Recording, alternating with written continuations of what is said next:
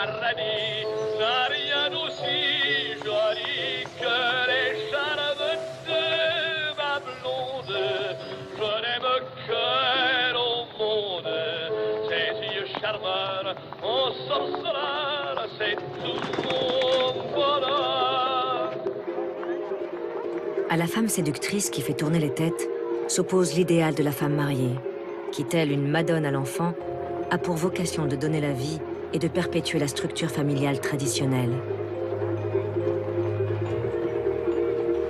Mais qu'elles soient sulfureuses ou idéalisées, toutes les femmes subissent alors une discrimination tant économique que politique, et elles devront encore se battre pour conquérir leur liberté.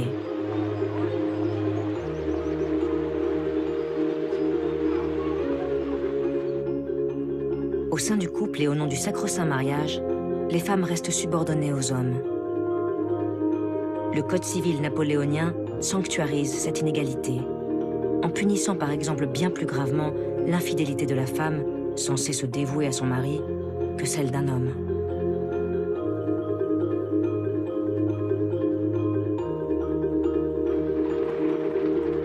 Subordonnées dans le mariage, les femmes le sont aussi dans le travail, où elles représentent plus du tiers de la population active. À l'usine comme dans les champs, leur salaire atteint à peine la moitié de celui d'un homme. Ma mère se levait avec le jour l'été, et bien avant le jour, l'hiver. Elle commençait par mettre soigneusement sa coiffe, opération qu'elle avait appris à réussir dès l'âge de 6 ans. Elle faisait la pâtée du cochon, préparait le déjeuner des petits, les envoyait à l'école. Menait la vache au champ, travaillait la terre selon sa force.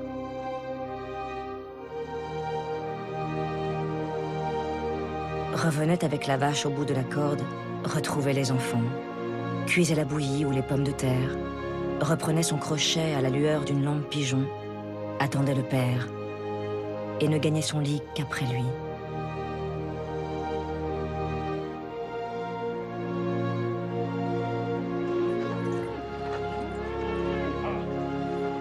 La vie est souvent difficile dans les campagnes.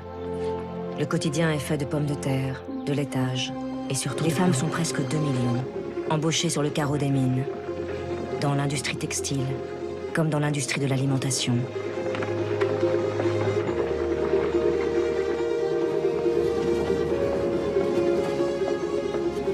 Le labeur est particulièrement éprouvant, comme le raconte cette ouvrière textile. Nous étions environ 800 tisseuses. On travaillait 12 heures, et quelquefois 13 et 14 heures par jour. Les métiers battaient 80 coups à la minute, puis 120. Mais à chaque perfectionnement du matériel, c'était une nouvelle diminution de salaire pour nous autres.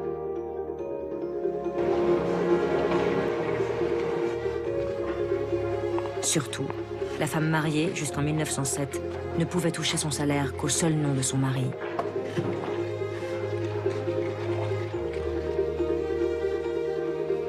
La première conquête symbolique des femmes, ce sera le droit de se débarrasser de ce fichu corset qui coupe le souffle au nom des standards de beauté de l'époque.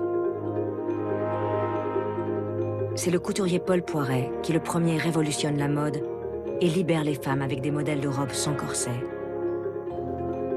La taille remonte vers la poitrine grâce à des formes souples et plus près du corps. Mais cette avancée reste anecdotique dans une société où les hommes gardent le monopole du pouvoir. Il faudra des femmes d'avant-garde pour tenter d'ouvrir la voie aux autres femmes. Marie Curie, l'immigrée polonaise venue faire ses études à Paris parmi les quelques centaines d'étudiantes féminines, est la première femme à obtenir la chaire de physique générale de la Sorbonne. Elle devient même une des personnalités les plus célèbres de l'époque lorsqu'elle obtient 2 prix Nobel, en physique en 1903, puis en chimie en 1911. Marguerite Durand, elle, est la première à casser le monopole des hommes sur le journalisme. Avec La Fronde, premier journal dirigé, conçu et fabriqué exclusivement par des femmes, Marguerite Durand force l'entrée de la Bourse de Paris et de l'Assemblée nationale, qui restaient des sanctuaires masculins jusque-là interdits aux femmes. Surtout, Marguerite enrage de voir les femmes privées de droit de vote et de fait inéligibles. Alors, avec quelques militantes féministes, elles vont symboliquement déposer leur candidature lors des élections législatives et profiter d'une campagne qui leur est refusée pour défendre le droit de vote des femmes.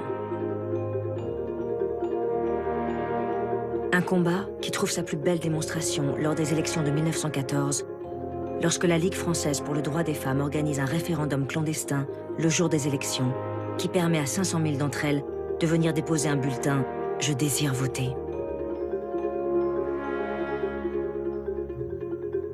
Les féministes sont persuadées que l'adoption du droit de vote des femmes n'est plus qu'une question de semaines.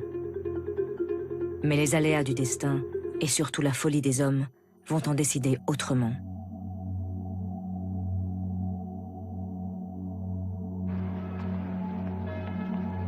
L'assassinat en juin 1914 de François Ferdinand, héritier du royaume d'Autriche, allié de l'Allemagne, vient de transformer les accords entre pays européens en un engrenage infernal que rien ne pourra plus arrêter.